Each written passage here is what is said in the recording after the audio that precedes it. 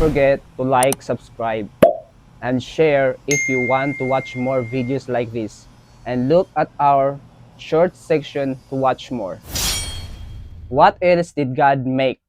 Well, God made all things according to Genesis chapter 1, verse number 1 through 31.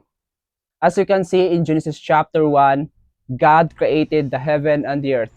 God created the waters, God created the light, God created the firmament, God created the seas, God created the grass, herb, tree, God created the stars and moon and sun, God created the great whales, God created male and female, God created all the living creatures that move it upon the earth.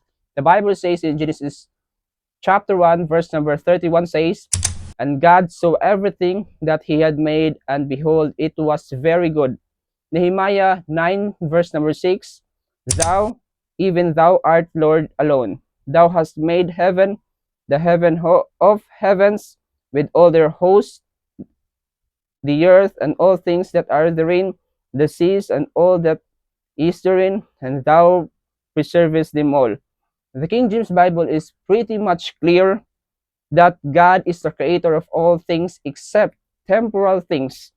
John chapter 1 verse number 3 says, All things were made by him, and without him was not anything made that was made. If you like this kind of video, don't forget to like and share to watch more videos like this.